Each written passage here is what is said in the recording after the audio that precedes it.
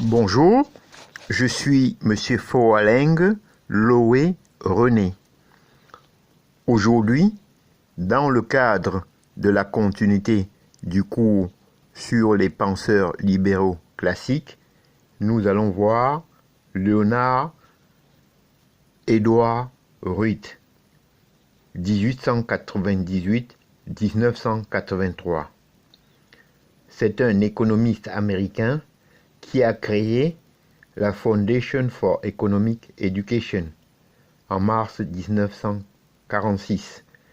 Il s'agit du premier laboratoire d'idées libertarien aux États-Unis.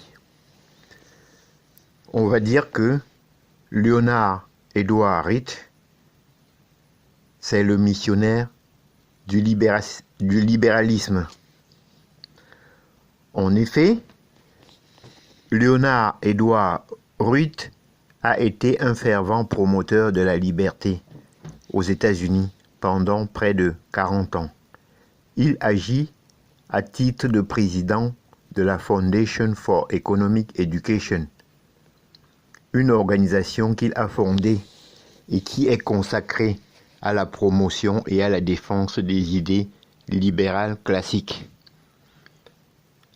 Après un court séjour dans les forces armées durant la Première Guerre mondiale et un épisode entrepreneurial qui échoue, Leonard Edward Reed s'établit en Californie, où il travaille pour la Chambre de commerce de Burlingame. C'est en 1933, lors d'une rencontre avec l'industriel Bill Mullendorf, que Leonard Edward Reed découvre les idées libérales classiques et les méfaits de l'intervention gouvernementale. Haut dirigeant de la Southern California Edison, Mullendorf faisait partie d'un groupe d'hommes d'affaires californiens très critiques à l'endroit du New Deal.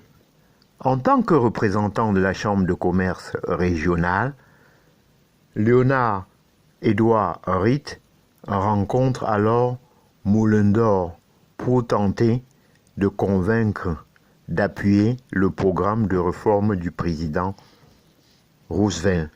Mullendorf explique alors avec éloquence à Leonard Edward Reed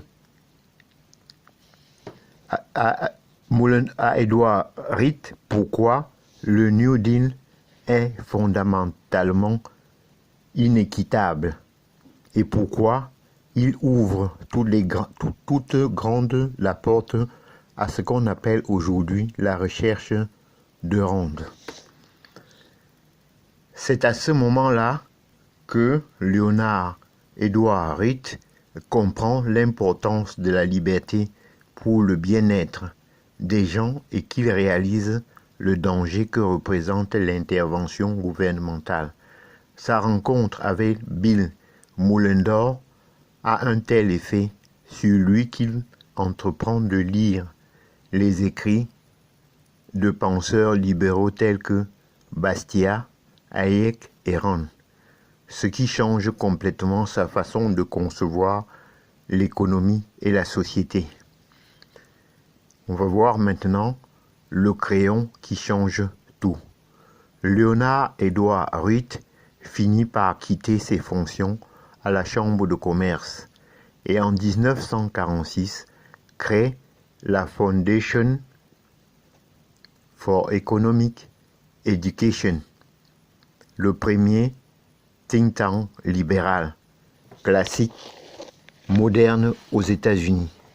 On attribue généralement à la Foundation Economic Education la renaissance des idées libérales classiques en Amérique.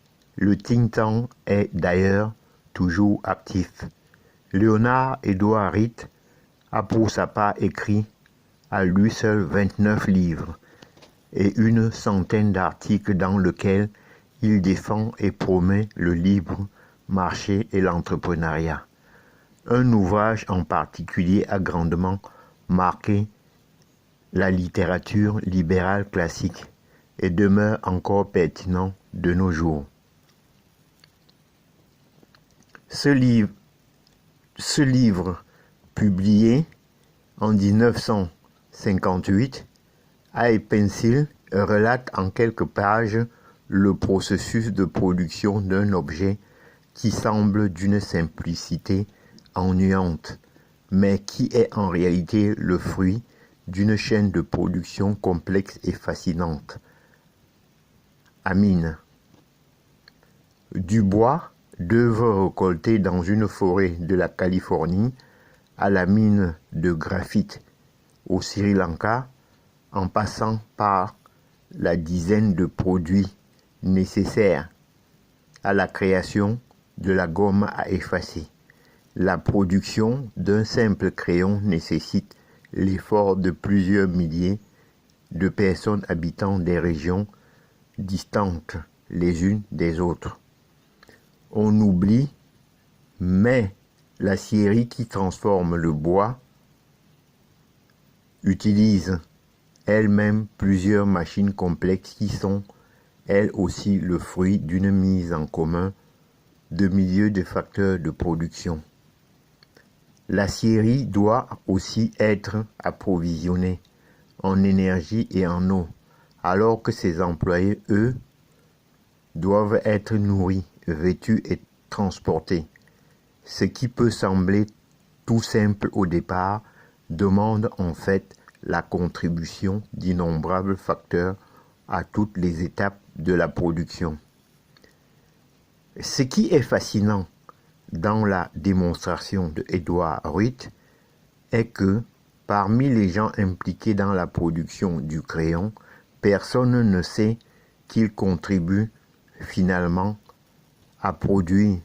Ce n'est pas important. Tout le font parce qu'ils calculent qu'échanger leurs activités contre une rémunération est bénéfique pour eux. De plus, et aussi incroyable que ça puisse paraître pour certains, il n'y a personne qui planifie ou dirige cette mise en commun des ressources. La main invisible s'en occupe. Maintenant, on va voir plus pertinent que jamais. I Pencil a rarement été aussi pertinent que dans le contexte actuel, alors que de nombreuses voix s'élèvent partout dans le monde pour prôner plus de protectionnisme. L'exemple de Leonard Edward Wright démontre que même la production du plus simple objet est le fruit d'une coopération internationale que des obstacles au commerce pourraient empêcher ou rendre plus ardu. Selon Edward Wright, les gouvernements ne peuvent espérer diriger l'économie de leur pays et faire en sorte que tout ce que les individus désirent soit produit localement. D'abord, personne à ce jour ne peut prétendre connaître ce dont tout un chacun a besoin à tout moment. Ensuite, comme les facteurs de production ne sont pas répartis également sur la planète, nous avons besoin d'échanger librement afin de répondre à nos besoins. Encore aujourd'hui, la Foundation for Economic Education se consacre à enseigner au plus grand nombre les bienfaits d'une société libre. Leonard Edward Wright croyait fermement en cette mission, ayant lui-même été convaincu en l'espace d'une seule conversation. Cet échange avec Bill Moulendor aura changé sa vie, et par le fait même celle de nombreuses personnes grâce aux travaux de la Foundation Economic Education.